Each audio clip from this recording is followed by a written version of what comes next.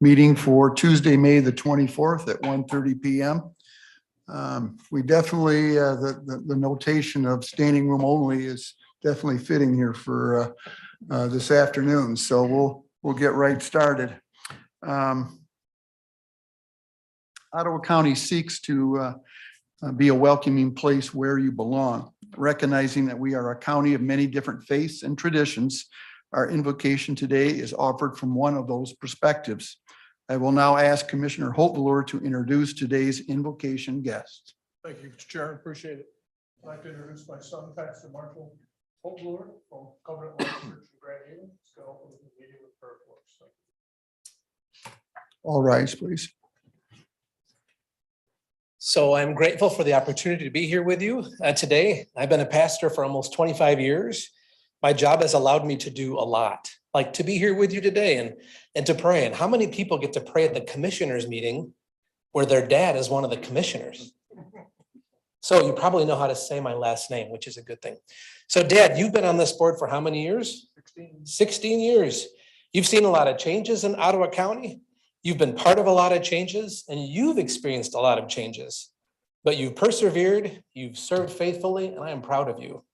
So I'd like to pray now. It's not going to be 13 minutes long, as it maybe was a week or two ago, but just a little bit longer. So would that be okay if you sit for my prayer? Would that be okay?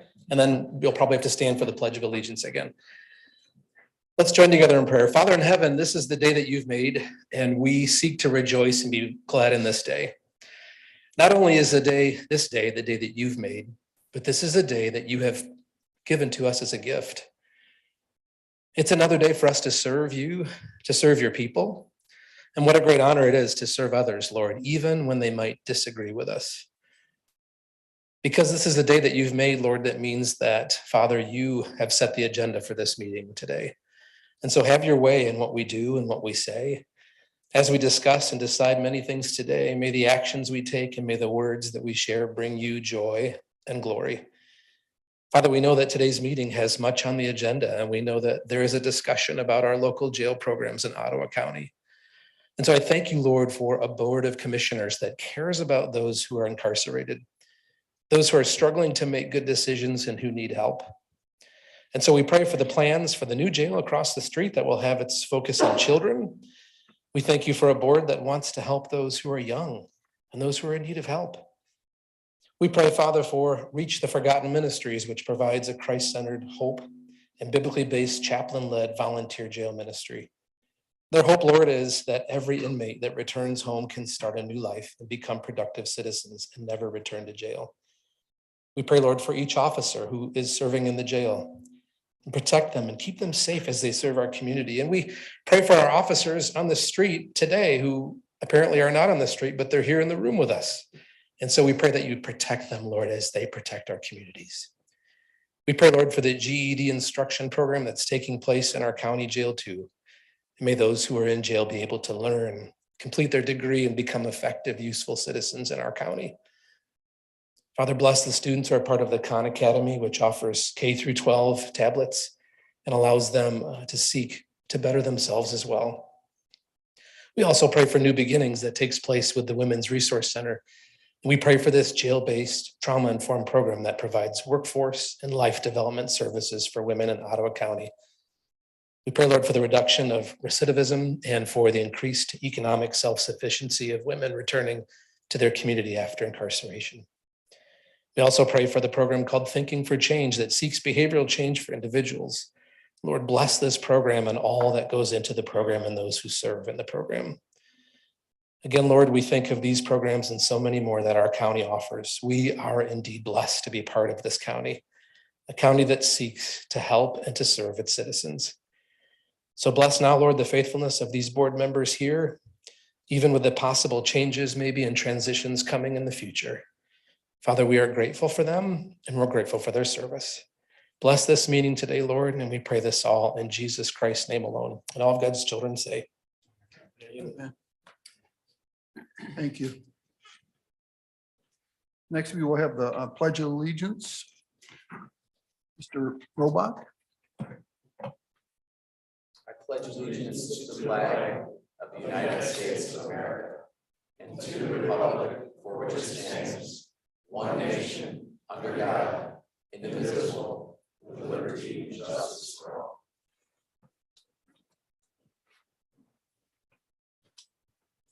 Will you call our roll, please? Yes, sir. Mr. Garcia. Here. Mr. Baumann. Here. Mr. Zylstra. Here. Mr. Dannenberg. Here. Mr. Meppeling. Here. Mr. Terpstra. Here. Mr. Holtvluwer. Present. Mr. DeYoung. Here. Mr. Kyers. Here. Mr. Bergman. Here. And Mr. Fenske. Here. Mr. Chair, we have a quorum. Thank you. Presentation of petitions and communications. You have one brief communication from our office. It's kind of an important announcement, and we wanted to introduce you to a couple of folks. I don't know if Nicole and Aubrey, you want to join me just quickly at the podium here. I won't make them speak, but we have two new appointees to our leadership team. Nicole Pulskofik, who has been with our team in Grand Haven at the Circuit Court Records Office for 12 years now. She was appointed to take Renee Kuiper's position as Circuit Court Records Supervisor. So Nicole supervises a lot of folks in Grand Haven, responsible for all of the recording of court documents there. She's been a part of our team for a long time, obviously well respected by the staff, and we're excited to bring her onto our leadership team. Aubrey Williams has been with us for 3 years in the Vital Records and Register of Deeds office downstairs here at Fillmore. And Aubrey, again, just one of those folks who is respected by the team, has put in great work, has gone above and beyond for our office. And I wanted to just kind of introduce you to both of these guys, or these ladies, excuse me. My Midwestern accent coming out there, I guess, with the guys, but we're proud of them, really excited to be able to promote from within in our office, and really happy to bring them on board on our leadership team. So thank you guys for coming here. Thank you. Thank you very much and Thanks. welcome. Thank you. Thanks for your service. Next is our Sheriff Awards, going to be presented by Sheriff Steve Kempker.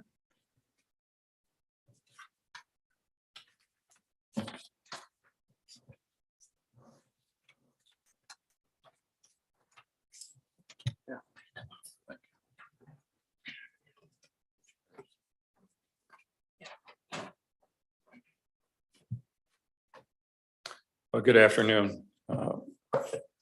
First of all, I believe that Reverend left, but again, thank you, Jim, for allowing him for his prayers and support for the Ottawa County Sheriff's Office and the jail and the citizens that are lodged in our jail. I think you've all heard me say that the jail is an important aspect of our agency and what we do in there to make people better. So when they leave, they don't come back, because yesterday we were great in graduating 2 out of the GED program yesterday. And I told them, I don't want to see you back. And they assured me that they don't want to come back. So they are leaving our facility with the tools that they need and help and resources. So I'm here again before you today. This is a special day. Standing before you here today are professional law enforcement employees of the Ottawa County Sheriff's Office. Individuals who have taken an oath to protect and serve our communities and our citizens, to serve with care, compassion, and professionalism, no matter what the circumstances are or the danger involved. And that was the case on Thursday, February 17 of 2022. The individuals here before you did just that. And I often say, and I'll say it to them here, to have courage takes courage. And on this day, they all had courage.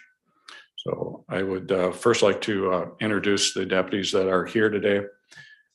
With us is Deputy Alex DeYoung, Deputy Eric Porter, Deputy Joel Roloff, Deputy Jason Quinn, and Lieutenant Nick Knott.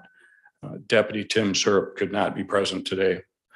So all these individuals were involved in a situation on that Thursday involving a traffic crash on James Street in Holland Township, where a vehicle left the roadway, rolled over, and 3 young children were trapped in their car seats in that vehicle.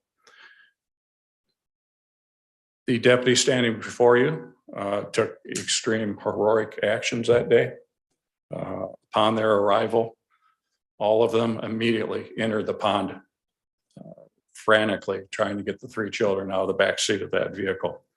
They put themselves at risk and danger, freezing cold temperatures, ice cold water. And again, I need to commend them. This is what it's about here. Hiring good professional staff, having a county administration that allows us to do our job for law enforcement, to serve our citizens in this community.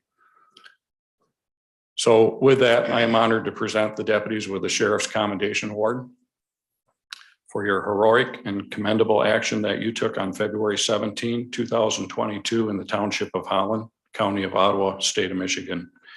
You responded to a single car rollover crash that was upside down in a pond involving 3 infant children who were trapped within their car seats. Upon arrival, you immediately entered the freezing water without regard for your own well-being in a heroic effort to save innocent lives. We would like to thank you for your selflessness and commendable actions taken that day. And again, to this board, this is why we are proud of our staff and what they do every day for the citizens of Ottawa County. So with that, I'd like to present the awards to the deputies.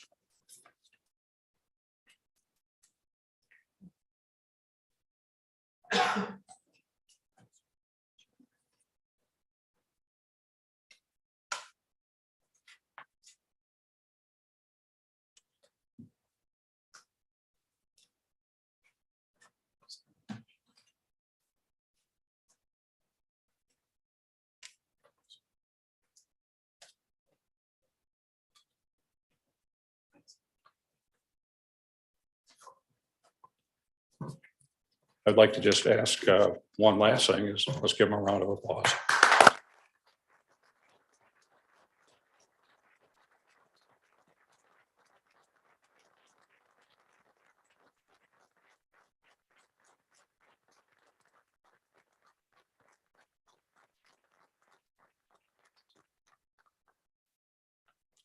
Good. Thank you, Mr. Chair. Thank you, Sheriff. Thank you, gentlemen.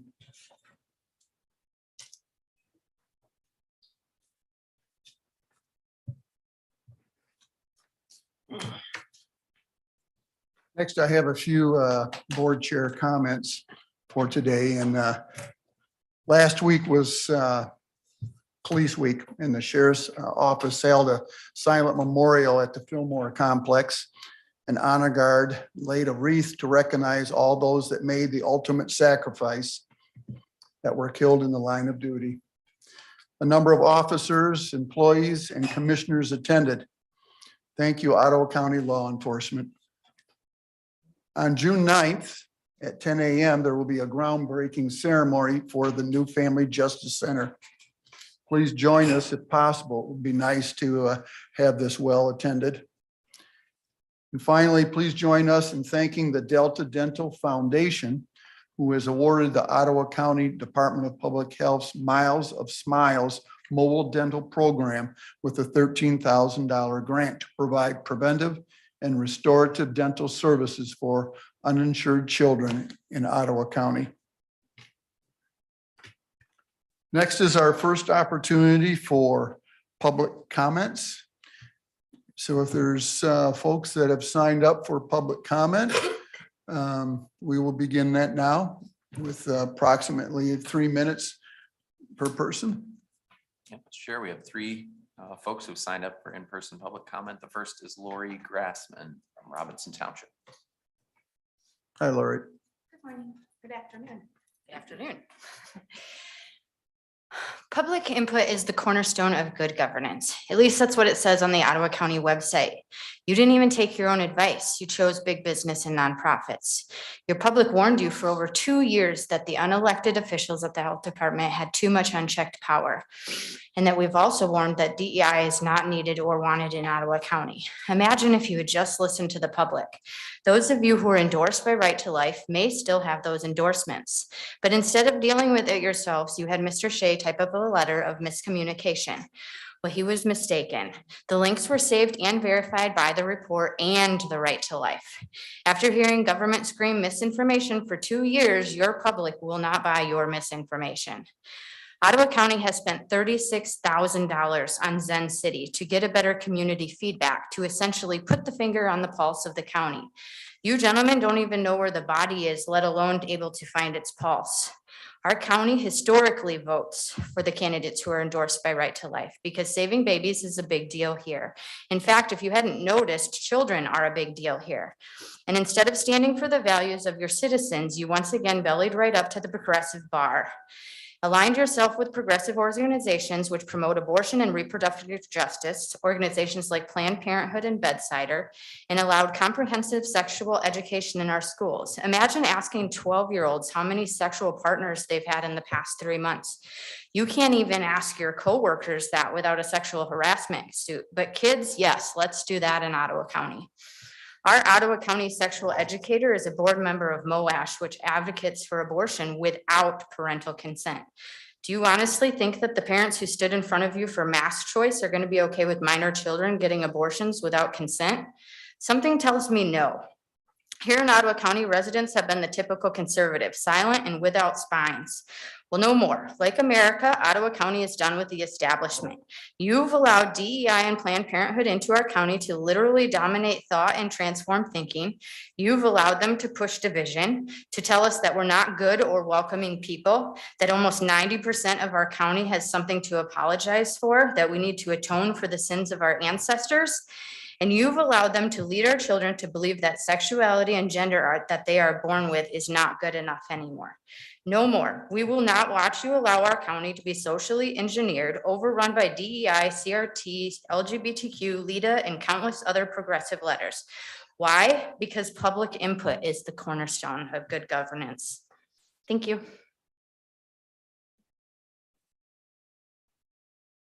Next public comment is Brian Harrison.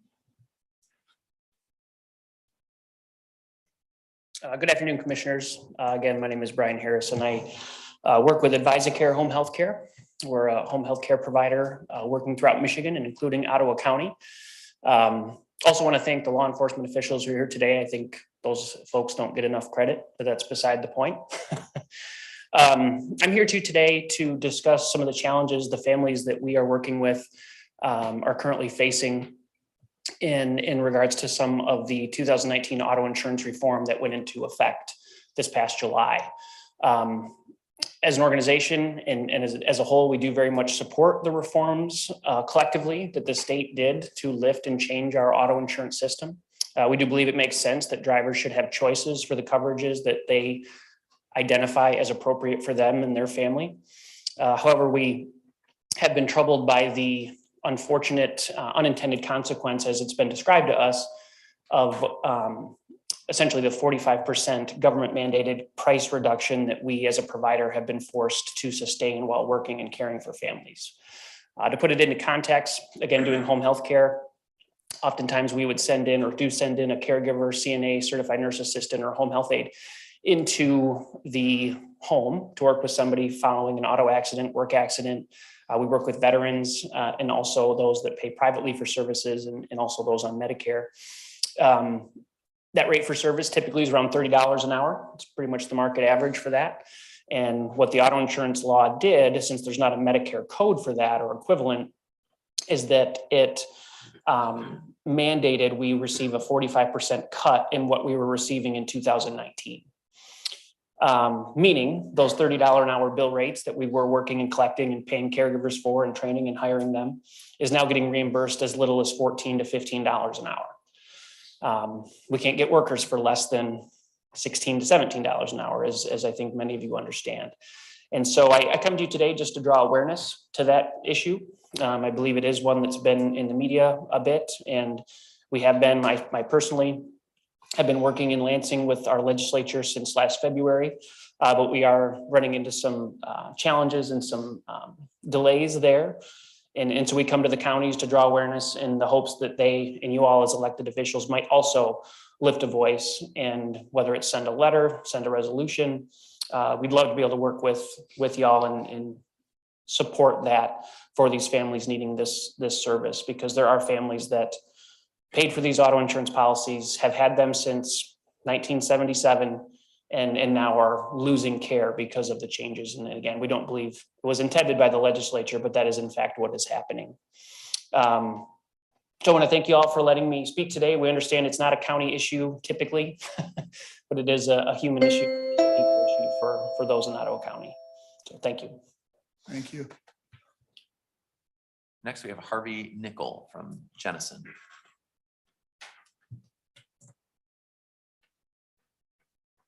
Thank you. My name is Harvey Nickel. I live in Jennison, Michigan. I want to thank you all for your service as county commissioners. You were elected and sworn an oath to uphold and defend the Constitution of the United States from foreign and domestic enemies and to serve the citizens of Ottawa County. I imagine that has become very difficult in this day and age if you are getting your news from the mainstream media. Ever since Obama signed the modernization of the Smith-Mundt Act in 2012, our government has been feeding us propaganda through big tech and the mainstream media. They have lied about the Hunter Biden laptop, lied about Russia collusion, lied about Trump's call to Zelensky, lied about what really happened on January 6th, lied about the origin of COVID, lied about the effectiveness of masks, lied about the safety of the vaccines, and lied about the real situation in Ukraine. The media refers to any mention of election fraud as the big lie. Actually, that is the big lie to keep citizens from investigating the fraud that occurred on November 2020 and in previous elections. If you've not already done so, I strongly urge you to watch the new documentary by Dinesh D'Souza entitled 2000 Mules. It is now available on Rumble and BitChute. This movie shows irrefutable evidence that Trump won. The Biden administration was installed by a far-left, globalist criminal syndicate that hates America and hates our Constitution. Their stated goals are to remove God from society, destroy the nuclear family, have total control of our children, and ultimately destroy America so they can bring in the Great Reset. All that we are experiencing now is a direct result of the stolen election of November 2020. We need to stop using ERIC to manage our QVFs. ERIC is funded by George Soros's Open Society, and Soros has openly stated that his goal is to destroy America. We need to clean up our voter rolls so only living, qualified voters are listed on the QVF. We need to eliminate unsolicited absentee ballots and eliminate drop boxes. We need to get rid of all voting machines and scanners. They can be programmed to flip votes if the candidate who's actually preferred by the citizens does not win the election. The machines also contain 4G wireless card, which allows them to be connected to the internet, which breaks the chain of custody of the votes. We must only use paper ballots and require voter ID for all future elections. We must do everything possible to make sure that each citizen of this county gets one vote, which is counted as one vote for their candidate of their choice. There must be a full investigation of the 2020 election, and the people responsible for the fraud must be held accountable. If we don't fix 2020, we lose America. Thank you, Harvey. That's all the public comment we have on the list, Mr. Chair. I would like One more. Thank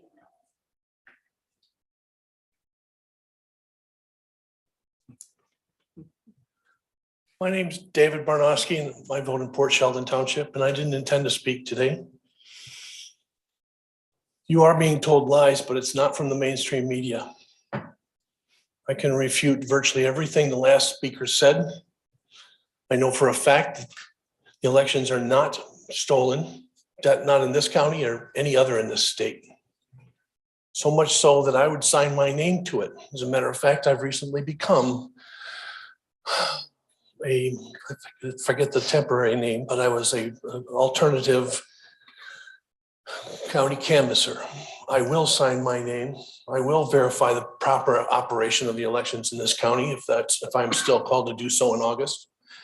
And the speaker before me is misinformed on a massive scale. Thank you. Anybody else? Mr. Clerk? No. Okay, we'll move on to the approval of our agenda for today. So moved. Supported. Is there any further discussion on the agenda? Seeing none, will you call the roll, please? Sir, Mr. Kyers, Yes. Mr. Hoplower, Yes. Mr. Garcia, Yes. Mr. Dannenberg, Yes. Mr. DeYoung, Yes. Mr. Zylstra, Yes. Mr. Terpstra, Yes. Mr. Meppelink, Yes. Mr. Baumann, Yes. Mr. Bergman, Yes. and Mr. Fenske. Yes, Motion passes. thank you. Consent resolutions, Commissioner Dannenberg. Thank you, Mr. Chairman. I'd like to make a motion that we approve consent resolutions 1 through 2. Or There's a motion been made in support. Is there any discussion? Seeing none, will you call the roll, please? Mr. Garcia, yes. Mr. Bergman, Yes. Mr. Zylstra, Yes. Mr. Dannenberg, Yes. Mr. Terpstra, Yes. Mr. Meppelink, Yes. Mr. Hoplower, Yes. Mr. Baumann, Yes. Mr. Kyers, Yes. Mr. DeYoung, Yes. and Mr. Fenske. Yes. Motion passes. Public hearing, none. Action items from Planning and Policy Committee, Commissioner DeYoung. Mr. Chair, regarding the resolution to support the Lower Grand River Water Trail, I move to approve and authorize the board chairperson and clerk register to sign a resolution of support for the Lower Grand River Water Trail. Second. There's a motion and a second. Is there any discussion? Can we just have a read through by Jason? Sure. Thanks, Jason.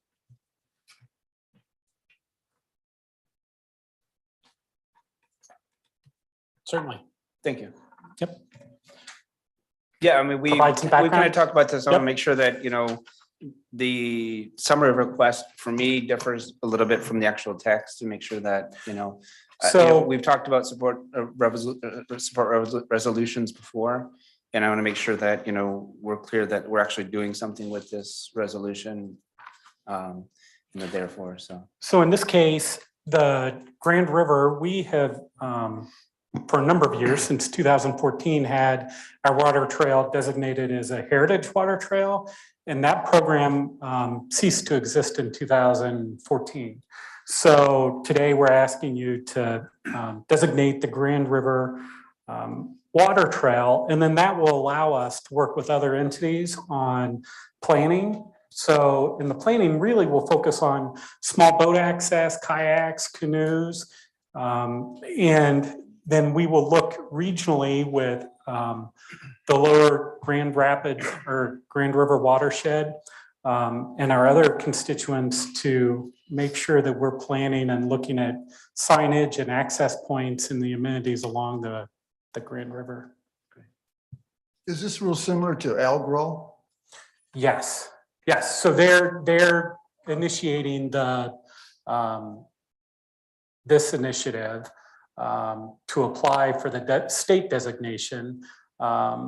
And we've been working with them on that, looking at signage and kind of incorporating it into what we already have. Any further questions, gentlemen? Was that helpful? Yeah, Commissioner definitely. Zalstra? No, I just want to make sure that, we're on the record as this is in section 1, it says we're actually designating this part of the river as the Grand River Water Trail. So.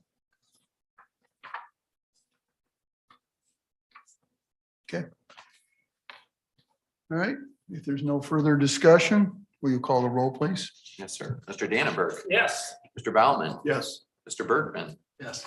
Mr. Meppelink, Yes. Mr. Terpstra, Yes. Mr. Garcia, Yes. Mr. DeYoung, Yes. Mr. Hoplower, Yes. Mr. Zylstra. Yes.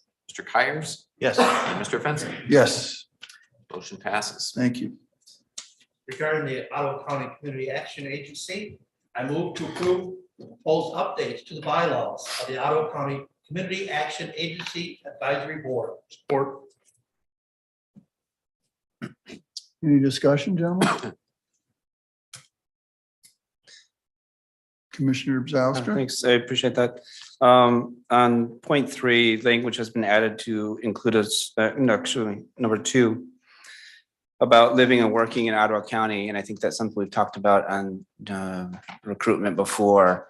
And I just want to kind of maybe have a small discussion about whether we can open that up on the talent recruitment to folks who live outside the county, especially living in the city of Holland. I have folks, I live on 24th Street. Friends of mine live on 36th Street, 33rd Street. They're in the city of Holland, but they don't live in Ottawa County, right? But they would like to be part of the Ottawa County community. And I don't know what anybody thinks about that possibility.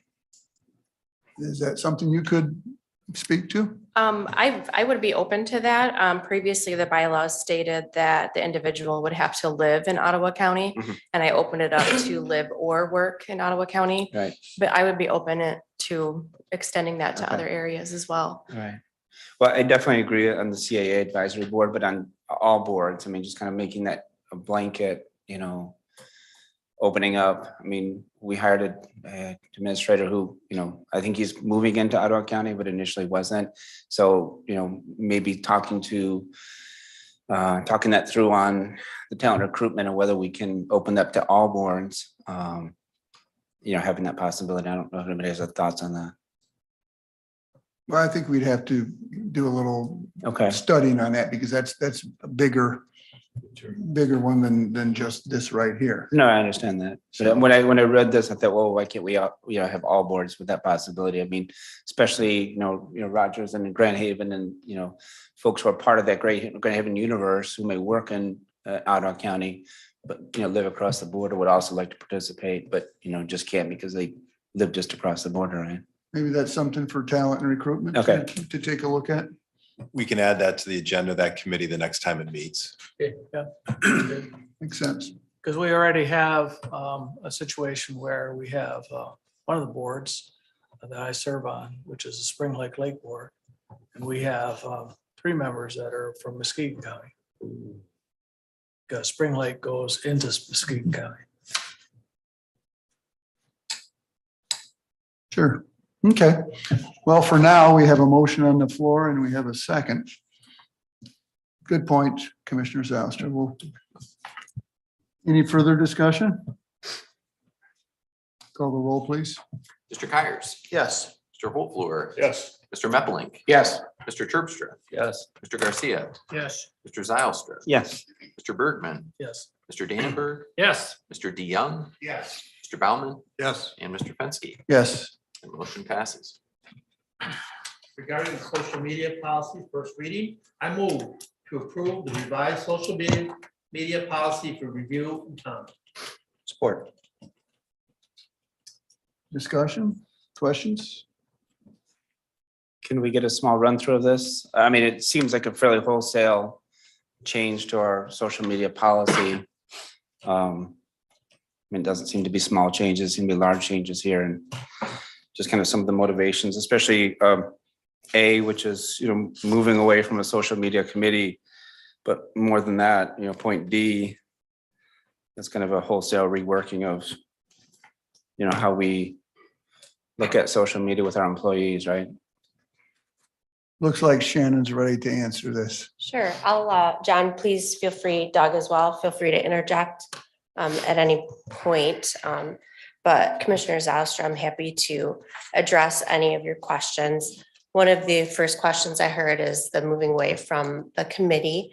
The social media committee hasn't met for quite some time. And at the same time, social media itself has really evolved. When we developed the social media policy, or the committee rather, I believe it was 2007, right after MySpace was passed and right when Facebook opened. Things have changed. It was before there were even pages. All there were was profiles. Pages have changed a lot of the dynamics and the expertise required in social media. So the work of a committee would be very difficult for those without certain expertise. So that was kind of the rationale for Okay. moving away from the committee.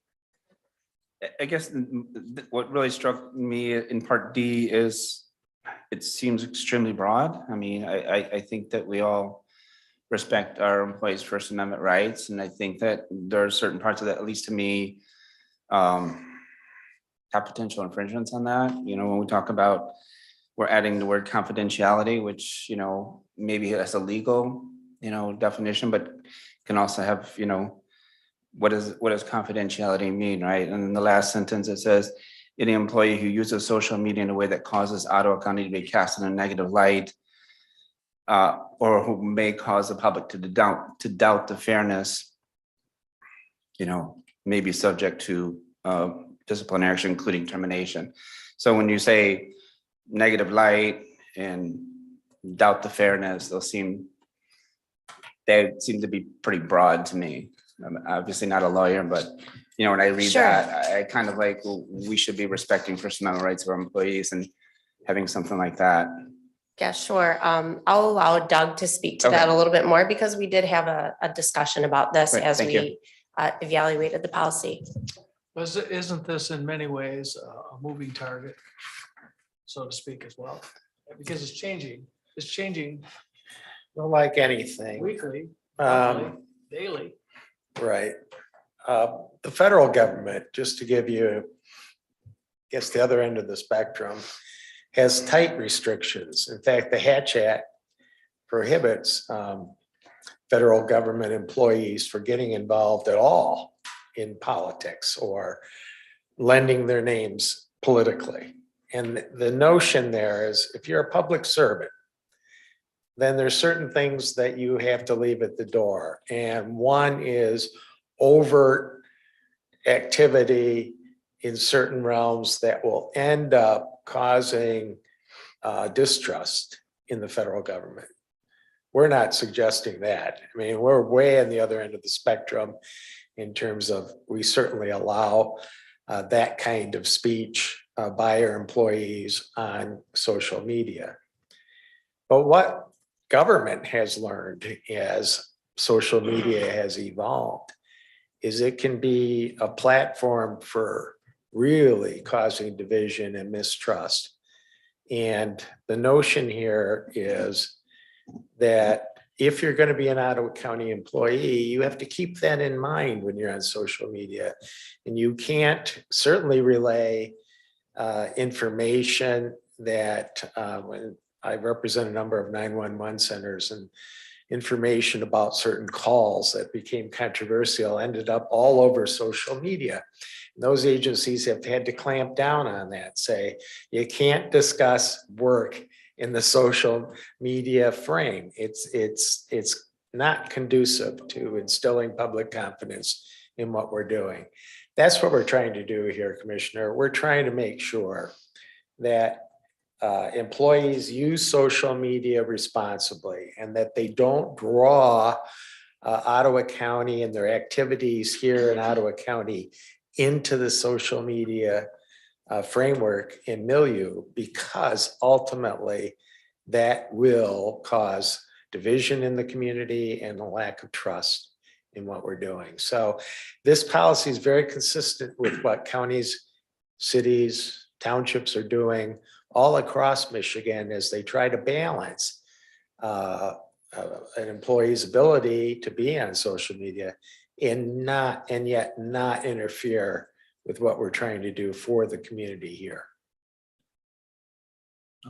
Like I say, yeah, I still have a lot of that last sentence kind of really, for me,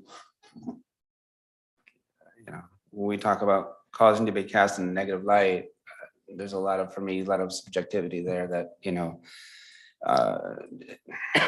it's hard to put down in rules. I definitely see what you're saying, and, definitely supportive of, maintaining public trust in county government. But at the same time, when we say that, what you post on social media, could possibly go against this Part D, because we don't foresee that as, and so we see that in some way as a negative, casting the county in a negative light. I think just that's very catch-all and could trip up folks who, are just executing, executing their First Amendment rights to speak on social media, right?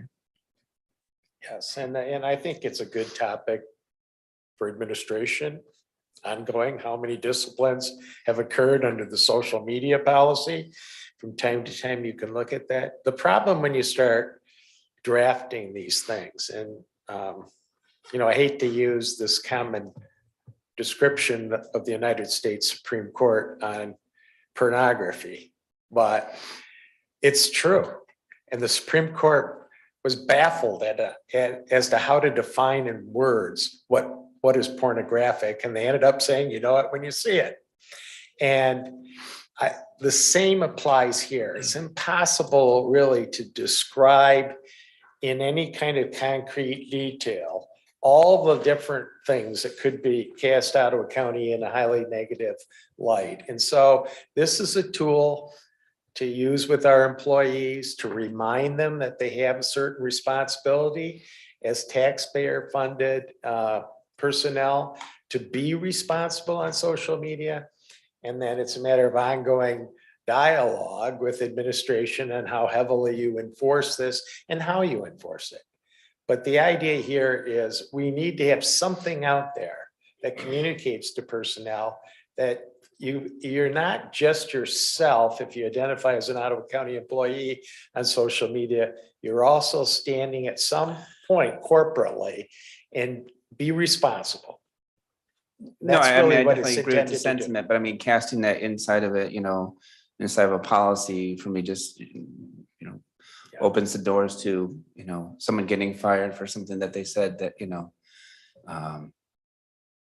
Hopefully, pretty subjectively based, right? well, hopefully you have to have enough trust in your administration. No, that I- you just don't I'll just give you, arbitrarily we had a fire. recent example of this. And where an employee made a social media post that is essentially along the lines of, all law enforcement are, beat up and kill innocent people, kind of thing. And this was a county employee, and it was definitely interpreted that it was directed towards our sheriff's office. It was actually directed to a different law enforcement agency. But it definitely cast a bad and inaccurate light, on our sheriff's office. We ended up, the supervisor ended up having a sit-down conversation. We didn't terminate, we didn't suspend or anything like that. But it did call into question, do we have at least some type of policy to fall back on to deal with these type of situations? And they are subjective. And I agree with you. I don't know how you put it all in writing and. No, I definitely make some see the judgment difficulty you have of to what make you're some trying to do. judgment calls. Right. And in that case, we made a judgment call to have a sit down, talk to Right. with that person. And that person, I think, understood that what that person did was probably not appropriate. And to my knowledge, we haven't had any issues since, and Right. we've moved on from that. Right. No, I definitely appreciate that. Thanks.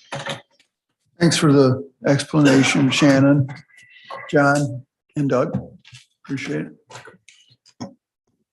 We have a motion on the floor and a second. Will you call the roll, please? Yes, sir. Mr. Bergman, Yes. Mr. Zylstra, No. Mr. Kyers, Yes. Mr. Garcia, Yes. Mr. Holtvluwer, Yes. Mr. Baumann, Yes. Mr. DeYoung, Yes. Mr. Meffel, Yes. Mr. Dannenberg, Yes. Mr. Terpstra, No. and Mr. Fenske. Yes. Motion passes. Information security policy for review. I move to approve the revised information security policy for review and comment. This is more of a housekeeping. We updated our statutory references. And this is sort of our overall security policy. And it makes references that it would apply to all of our different IT related policies, like our mobile device policy, internet use policy, email retention, et cetera. It also goes on to state, which has not changed. Our IT department is responsible for our cybersecurity, and it emphasizes that the county does not store credit card data. That's handled by the respective credit card companies. So, Any further discussion or questions? We have a motion and a second. Will you call the roll, please? Yes, sir. Mr. Zylstra, Yes. Mr. Bergman, Yes. Mr. Baumann, Yes. Mr. Kyers, Yes. Mr. Garcia, Yes. Mr. Meffel, Yes. Mr. Dannenberg, Yes. Mr. DeYoung, Yes. Mr. Holtvluwer, Yes. Mr. Terpstra, Yes. and Mr. Fenske. Yes. Motion passes. Thank you. From Finance and Administration, Commissioner Baumann. Thank you, Mr. Chairman. In regards to the community mental health personnel request, I make a motion to approve the proposal to add one full-time equivalent, full-time benefited mental health clinical positions at a pay grade of 10 and 1 full-time equivalent benefited justice program clerk position at a pay grade 2 at a total cost of $300,787, paid for with CCBHC grant funds. We have a motion and a second. Discussion. Would you like to have Lynn speak to this? I guess I got a question about Yeah. justice program clerk. What involves that job?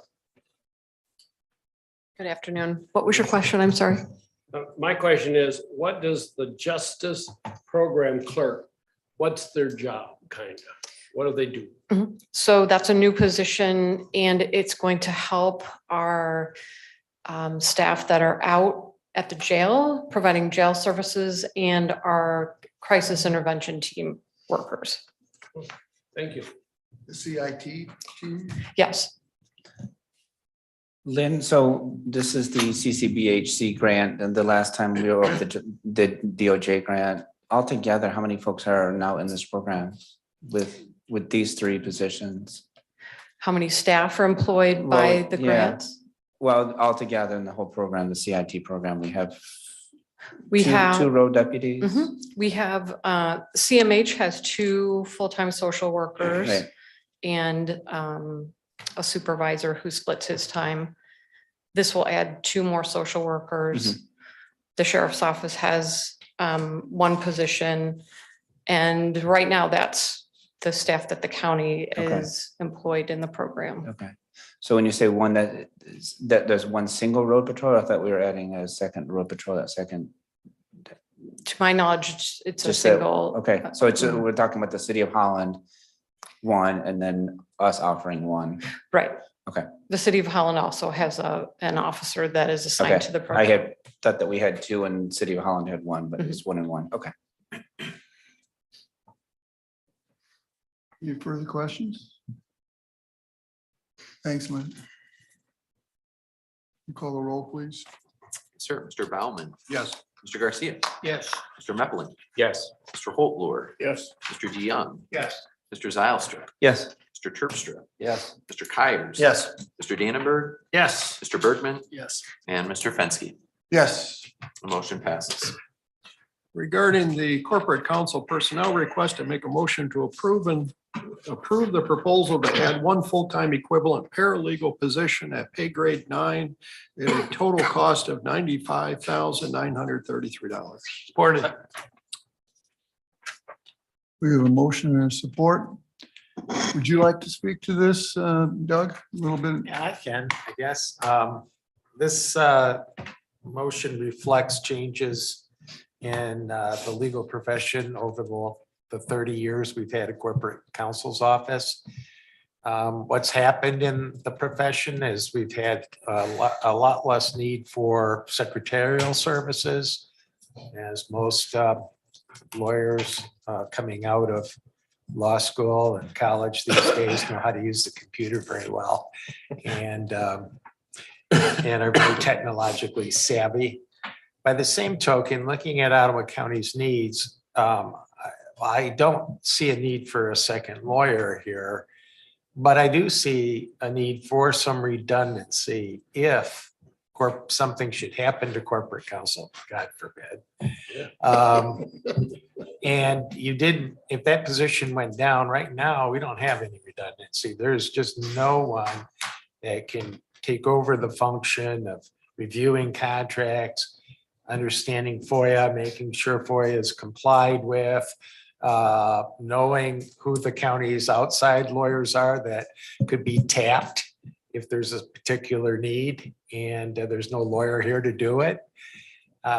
So I envision that once Lisa retires, Olson retires, we won't replace her position. Instead, we'll have this paralegal who can perform that redundancy, who hopefully will be with the county for a period of time, can know the players, can know who the other lawyers are that we use, and can perform the contract review and FOIA processes so that those continue even if there is a vacancy in corporate counsel. I think it'll also improve FOIA for the county. There's been some controversy generated by the media. The reality is we are doing a great job in FOIA, but we don't have a lot of statistical analysis of that because we've really never seen the need or have had the time, frankly, to pull together some of that data. Getting an expert in that can help me supervise as FOIA coordinator, all of the FOIA responses to the various county departments, putting some numbers to our responses so that as you do your monitoring responsibilities, you can be assured that we are indeed timely processing FOIA requests. That I see as an asset too. So that's the nature of the position. Thank you. Any further discussion, gentlemen? We call the roll, please. Sir, Mr. Terpstra, Yes. Mr. Hofler, Yes. Mr. Zylstra, Yes. Mr. Kyers. Yes. Mr. DeYoung, Yes. Mr. Meppelink, Yes. Mr. Baumann, Yes. Mr. Bergman, Yes. Mr. Dannenberg, Yes. Mr. Garcia, Yes. and Mr. Fenske. Yes. Motion passes. Regarding the public health personnel request, I make a motion to approve the request from public health to upgrade one full-time equivalent health technician position to a one full-time equivalent medical assistant position at a cost of $4,399 per year paid by Title 10 and MDHHS funding. We have a motion and support. Any further discussion? Will you call the roll, please? Mr. Kyers, Yes.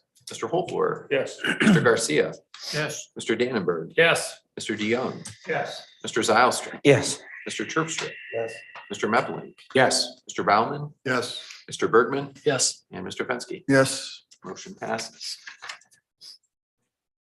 Regarding the local government retirement system annual report, I make a motion to receive the local government retirement system annual report as required by Public Act 202 of 2017.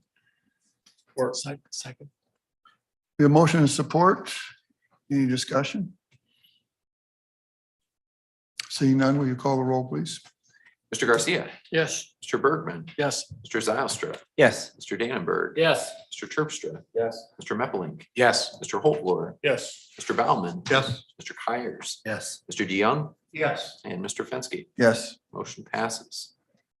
Regarding the fiscal year 2023 Michigan Department of Corrections plan and application, I make a motion to approve and authorize the board chairperson and clerk register to sign the resolution for the fiscal year 2023 Michigan Department of Corrections plan and application.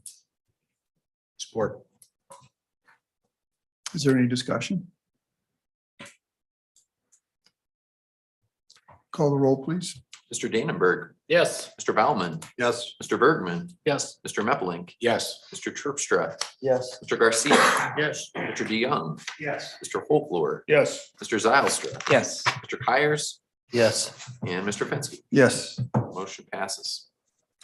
Regarding the resolution for the 2022 millage rates, I make a motion to approve and authorize the board chairperson and clerk register to sign the resolution of intent to increase the 2022 millage rates for county operations and emergency 911, parks, road commission, and CMH special millages, and set a public hearing for June 14, 2022.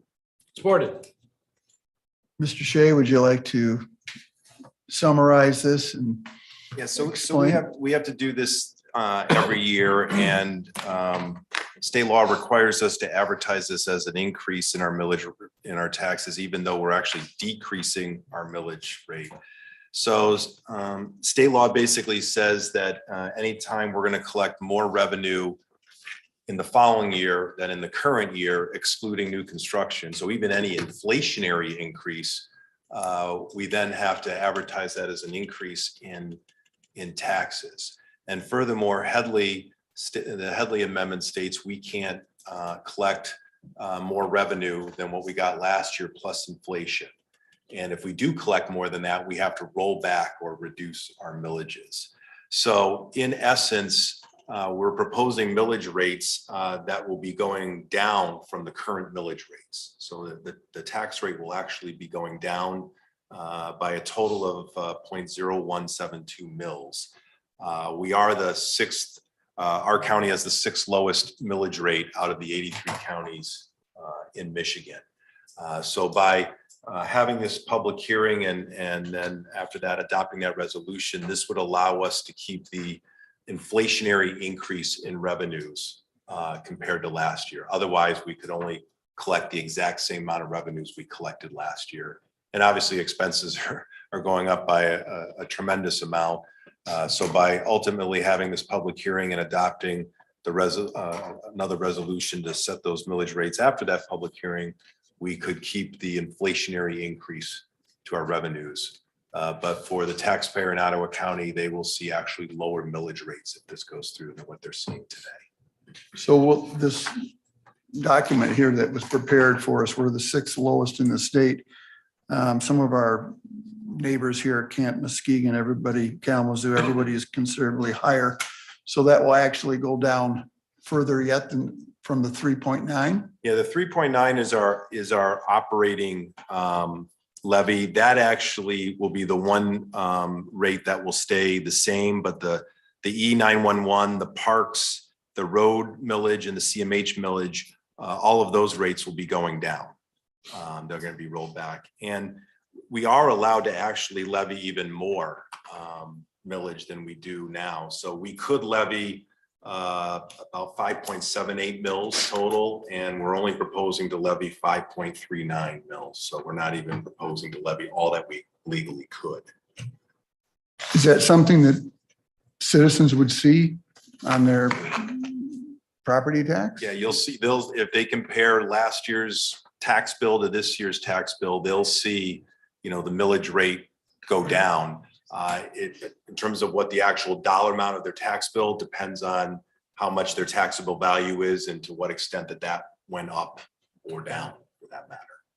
But the actual tax rate that we are charging, when you look at our operating and all of the special millages and you combine those all together, that total millage rate, tax rate will be less what we're proposing than what it is this year. This is probably a big ask, but is there any way that one could find out or just be able to ascertain where we are at as far as to other counties that maybe perhaps is at the max of the tax rate, the highest that they could possibly tax? If other counties are charging the maximum they're Yes. allowed to. I mean, we can see if we can find that information. I'll see if Mac might have that type of information. Just be kind of interested in what. I don't think there's a single county in Michigan that isn't levying everything they can. I would think most are probably at the max. I don't know that as a fact, but I would think most are. We are not. We are not levying the maximum we could. And with the rates going down, proposed to go down next year, we still would not be levying the maximum that we could. This came on your desk for me because this last week I doing some filling out some forms and everything, and one of them was the financial situation of the county. And Karen sent this to me. And guys, I think we got to be very proud. If you look at all the other counties, there's 83 counties, and look where we're sitting. And if somebody says that we're not running a county good, I disagree, because something, the pocketbook comes first. Definitely. And if you look at Kent County, Muskegon County, and Allegan County, they're all behind us. So I guess I want to pat you all guys for all the years of being initially responsibility as the best you can. So thank you. Hey, John, a quick question. I know we go through this every year. And every year after this meeting, I always have one or two neighbors that say, well, why are you increasing my taxes? I imagine that there's some kind of a language there where we're not able to actually say the word that we're going to decrease. Right. And not The state law specifically states if you're going to collect more revenue than the previous year, even inflationary increase, then you have to literally put a notice in and it tells you what the notice is increase, and I think it even tells you the font size and all of that thing. It's very specific. Yeah, and I just wonder, because we happen to be living in a time when black is white and white is black, and there's no gray, unfortunately. So, thank you. Commissioner Zalesky. Yeah, just a quick question, John. So the third whereas talks about a 2022 total tax levy limit of 5.10, but then we're levying for 5.39. Can you explain how that works?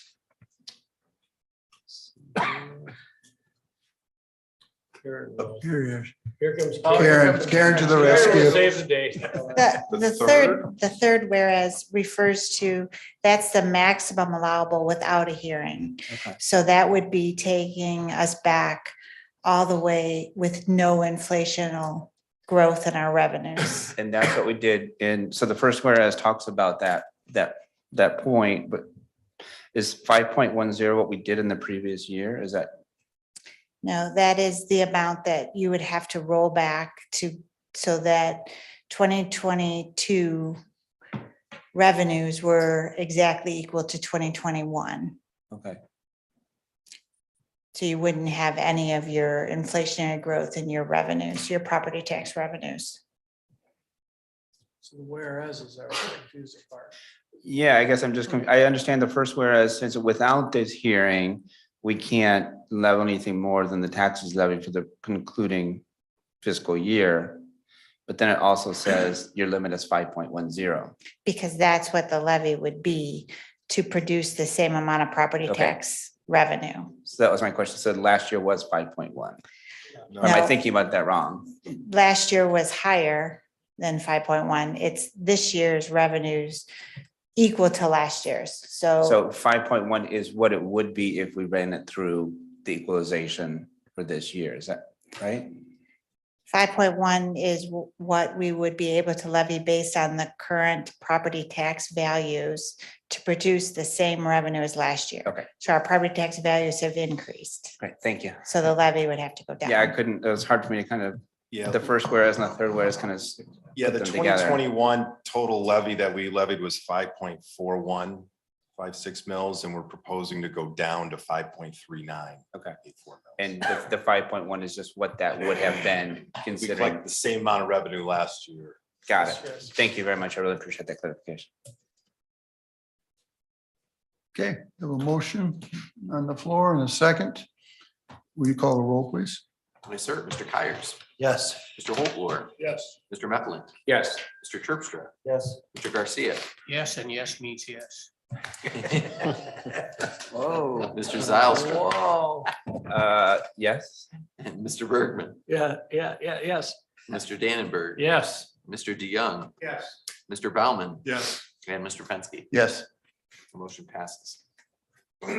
Regarding the ARPA project funding, I make a motion to approve the spending of ARPA dollars on 4 projects totaling $20,712,572. Second. We have a motion and a second. Would you like to kind of explain, are these our buckets? What this is we are ARPA, and we've done this before as the action request said. We're taking, in this case, $20.7 million in ARPA funds and using it towards public safety payroll, prosecuting attorney services, clerk services, and court services.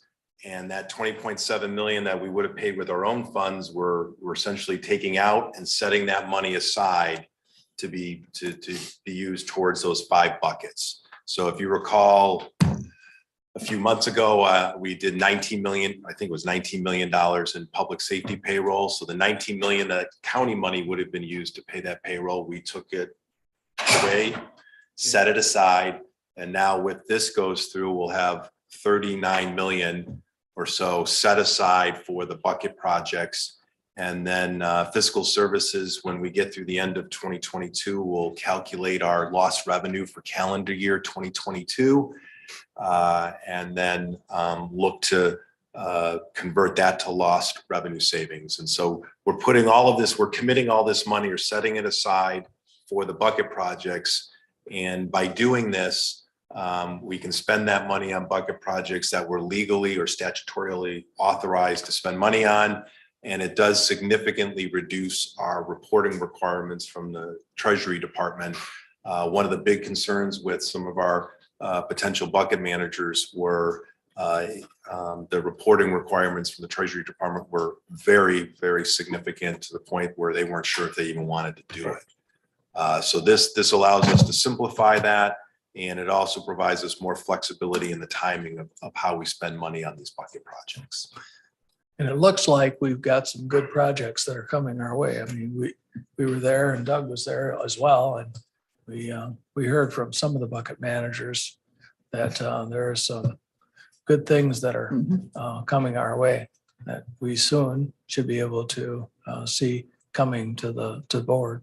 Yeah, we're currently working on drafting contracts for the bucket managers, and we'll present that to the ARPA task force in June, and hopefully finalize maybe some of the, and maybe we're going to talk to the task force if we want to start to do this in a little bit of phases, because there may be some projects that may be, more ready to be funded earlier than some other projects. And so we may have a series of phases of doing this, because if we say, okay, we want all your projects by next week, there may be some that just aren't ready yet to do that, and where some others may be.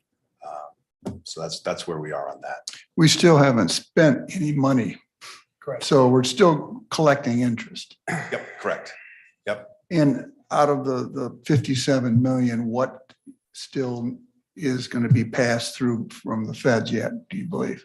I believe, and Karen can correct me if I'm wrong, we had received half of it. And Karen, did we receive the second half yet? Not yet? Not yet. So. Okay. It seems like a pretty sound business move as far as we're not really, we're moving the funds, but we're not removing the funds. Correct. I mean, we're moving it and we're preparing ourselves for a better usage of it that we get to decide as Ottawa County, I think, than the federal government deciding on. Right. We're trying to be more flexible on how we spend it, both in the legally allowable ways to spend it. Sure.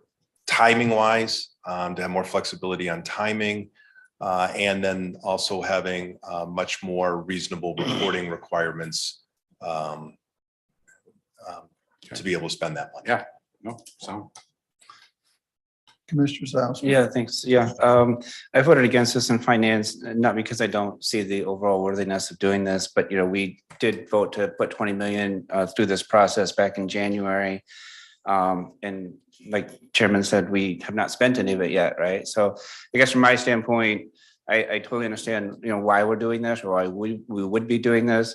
But I think for me, I'd rather have us see projects run through that first 20 million first and kind of get our feet wet and then run another loss calculation on the second 20. I have a good conversation with Karen. I appreciate your insights. And I think I'll still be voting no on this just because I'd like to see us take steps and stage our way through. So.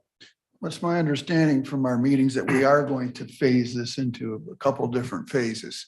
Yeah, and I think with converting this ARPA funds to lost revenue savings, all it does is we're just setting that aside and provides us the flexibility on how to spend it, when to spend it, and less reporting requirements. So to us, we feel that's the best move right now to give the Board of Commissioners the greatest flexibility to determine what is the best use of this money after getting a recommendation from the Finance Committee and the ARPA Task Force. I think our ARPA committee, when we met last Friday, out of the 3 bucket managers that presented, I only think one was kind of ready to perhaps roll out maybe by September or October. So I still think we've got plenty of time to be able to. Sure. I guess from my standpoint, being on finance, I mean, I had kind of thought we would have seen the contract signed by now with the bucket managers and have already been into that process. I understand that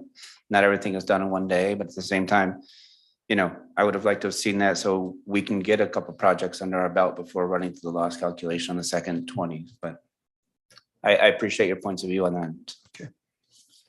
Commissioner Baumann? Mr. Chairman, my understanding is the reason we're doing this is basically cost savings.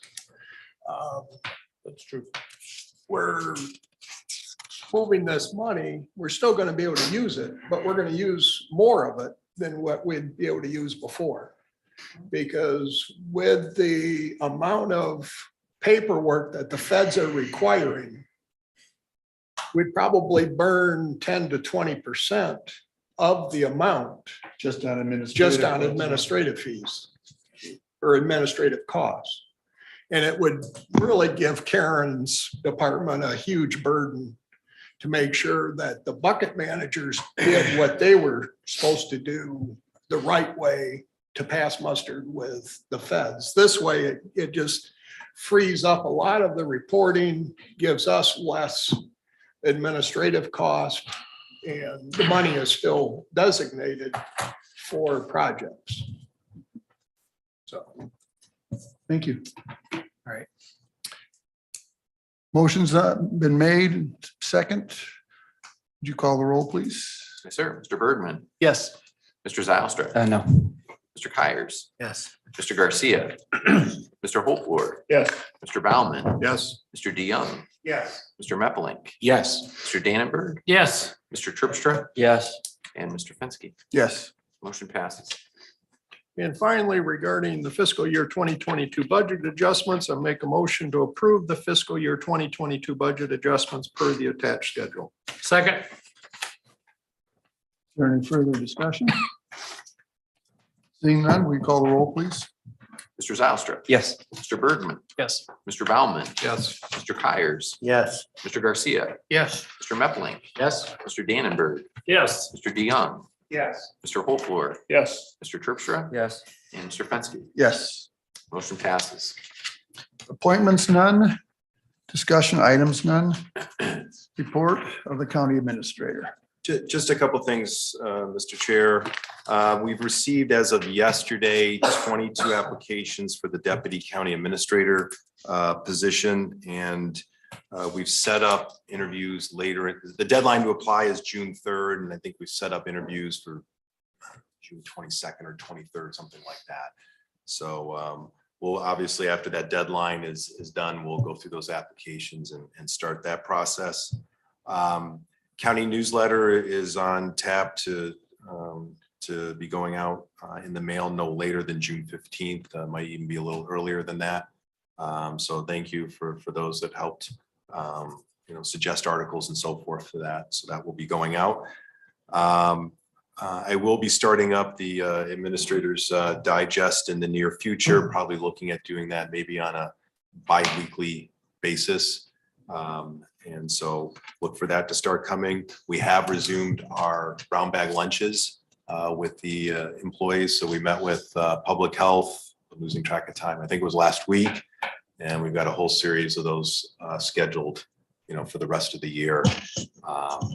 And then I'm also, Regina's done a great job in terms of scheduling me to meet with the township supervisors, managers, mayors of the local units of government. So I'll be doing that over the next few months as well. And then I'm heading to a Michigan Association of County Administrators Conference this week. So I'll be going to that as well. So that's what I have for you. Thank you. Mr. Chair, could I offer a little insight into the Title 10 compliance of the Health Department in the abortion issue? Because there's been a lot of misinformation about that subject. And as the Title 10 compliance officer, I'd like to give you a brief outline of where we were, where we are now. Sure. Right? Excellent. In 1987, if you took federal funds, and every health department in Michigan takes federal funds, you just spent some of those federal funds here today. You had to give abortion or pregnancy options counseling. There are two parts to that. One, you had to give information on adoption, you had to give information on what it's like to keep the child and what it's like to terminate the child. And then you also had to counsel. So if the pregnant woman said to you, "Oh, what do you think I should do?" Or what are the pros and cons of each of these three alternatives? At the health department, if you gave pregnancy tests like we do, you had to give that information. Well, in 1988, Right to Life lobbied and was successful at imposing something called the Gag Rule. What the Gag Rule said is that a health officer in that position had to give information, but that's it. No counseling, no pros, cons, what should I do, any of that. Now, that became the Title 10 compliance challenge for all health departments around the country, including Ottawa County. One hand, it was a tremendous advancement for those who believe in right to life. Having that conversation, though, is when it's done personally, is still difficult, right? So you would have to give brochures on abortion, on adoption, on what it's like to retain the child, and then stop. And so if the person said, well, what happens if, how do I know for sure that the home will be a good home if I give my baby up for adoption? You can't say anything. So it's still a little difficult of a conversation to have because you cannot steer, you cannot counsel, you just have to give information. What's information and what is steering? As a lawyer, I hate that scenario because that's ripe with potential problems. The alternative was to put on your website the information and the disclaimer. Right? By putting this information out there, we are not advocating, it's just there. And then all the worker has to do to comply with the information component of the Gag Rule is say, look at our website and you'll find all the information on the options that you have, and you'll have resources that you can contact to give you the pros and cons so you can make your decision in a more informed basis. I can't do that for you. Our website has all that information.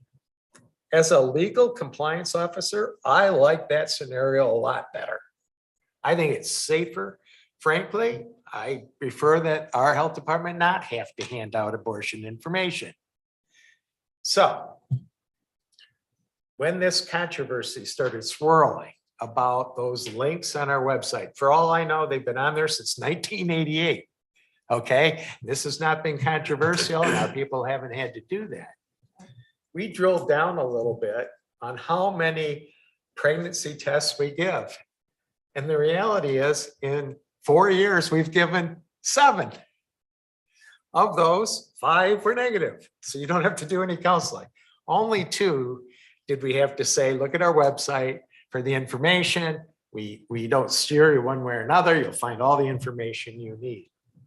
Given that fact, discussing it with John, we've taken all those links down off the website so that there isn't this confusion that we're out there advocating, whether it's adoption or whether it's abortion, that we never were in that business, but it's created this misperception that somehow the health department is endorsing Planned Parenthood. That was never the case. By law, it couldn't be the case. We had the disclaimer in there, the Title 10 disclaimer in there to protect against that being the case.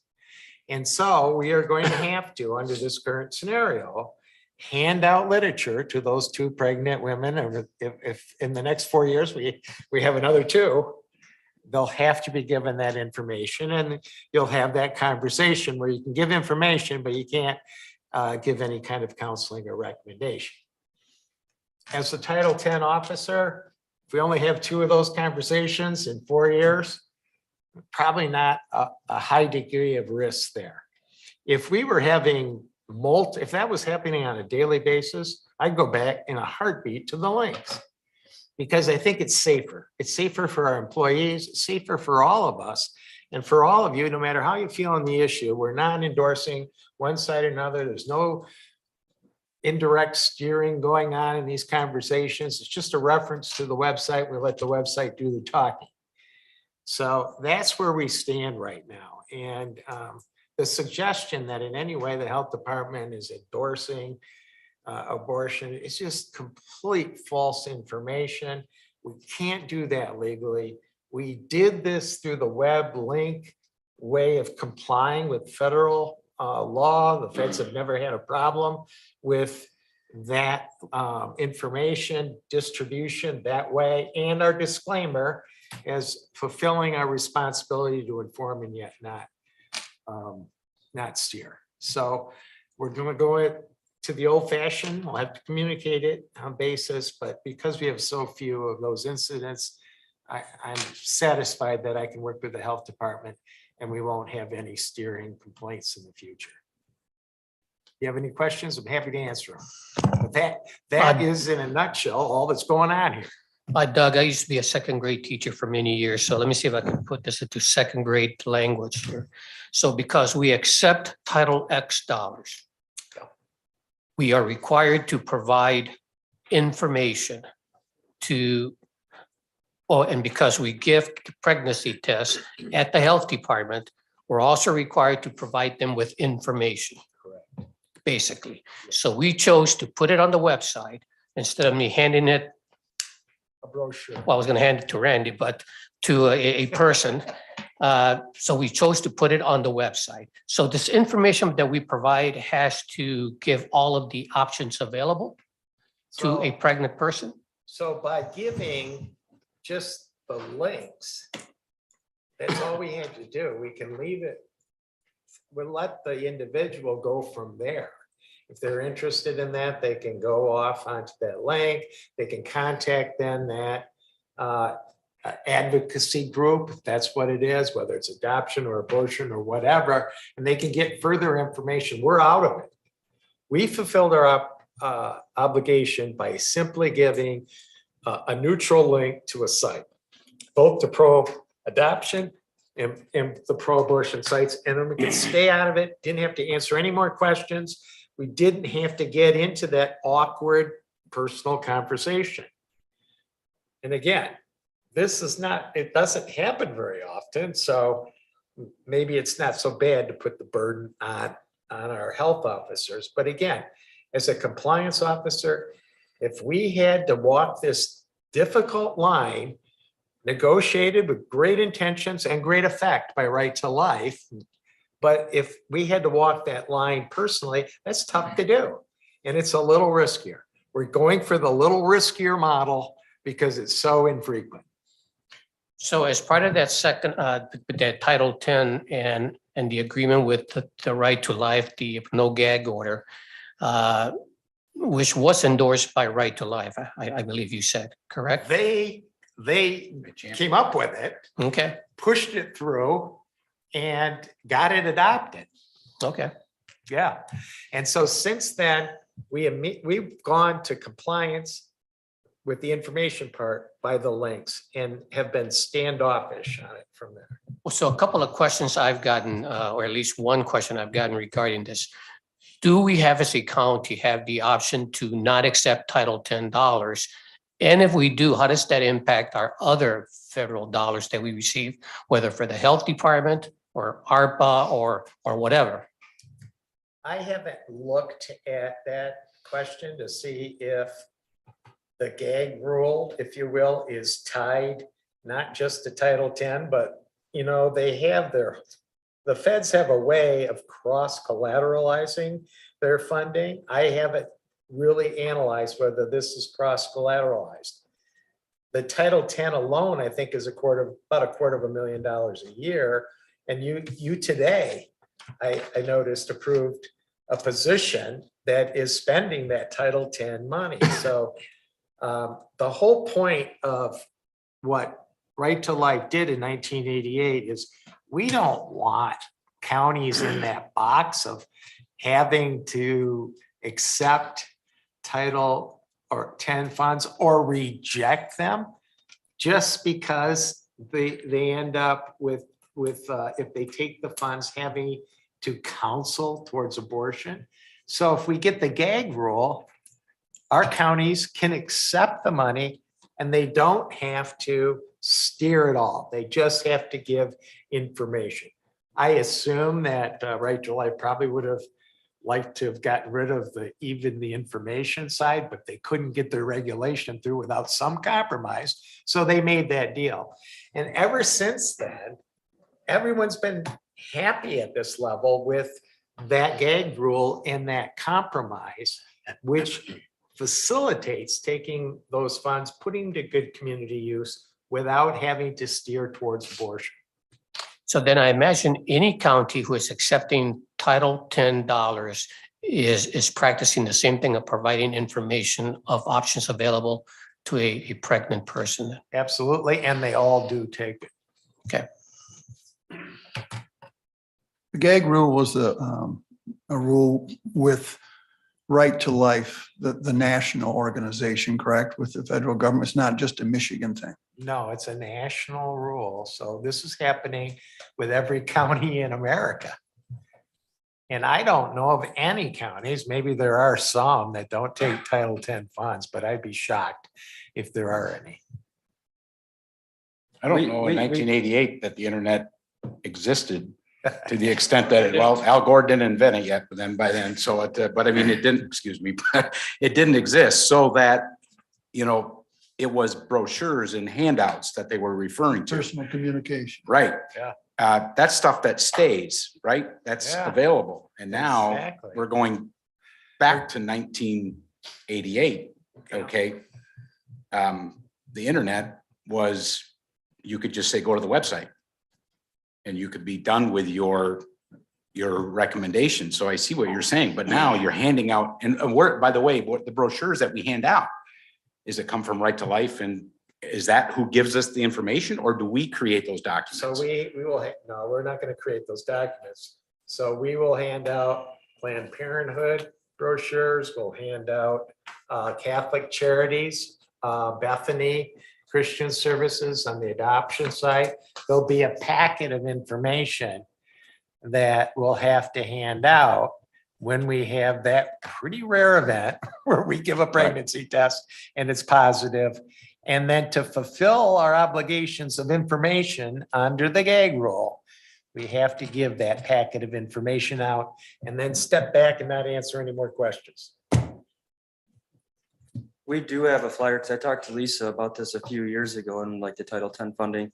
And our flyer does have all of the information, like every one, like all the different stuff. So, and just like what Doug said, they have also like a whole packet, like a folder type thing. Yeah. Any further discussion or questions for Doug on this topic area? I just like, thank you for the information. Sure. You're welcome. Thank you very much. Okay, seeing none. General information, comments, and meetings attended.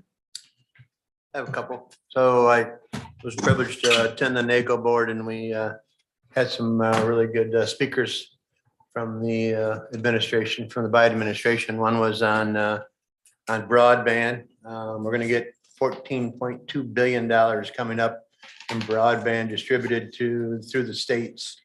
It's going to go according to the FCC.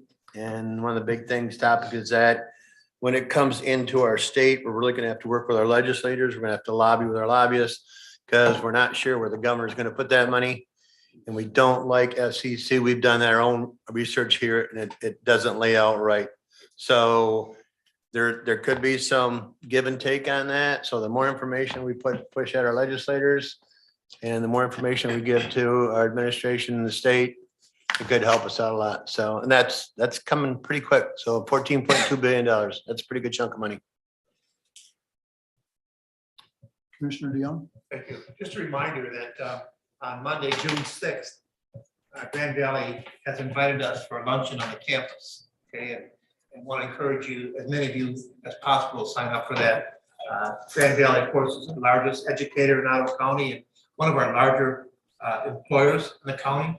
It's definitely our largest in Allendale Township, so if you can make that luncheon, I know that, I know Stephanie has plenty of information, I'm sure that Shannon has information, so please try to block that time out and come out with the president of the university. Thank you. Randy? Mr. Chairman, yeah, I would just like to encourage both all the commissioners and all employees of Ottawa County on Monday is Memorial Day. And take time out to consider those that gave their lives in service of this nation and all those that are online listening.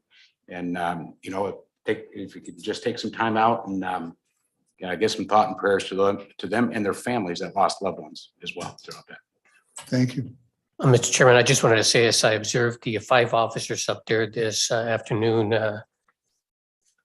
you know, I think that that's a model of what Ottawa County is. It's, you know, it's a county of people that care for each other, a county that is willing to put their lives in line. And I was just, you know, extremely proud of our 5 officers up there. I'm sure that that Commissioner DeYoung is as proud because one of those was his son as well. So to our county, you know, sheriffs and the officers, I applaud you. Thank you. This is our second opportunity for public comment.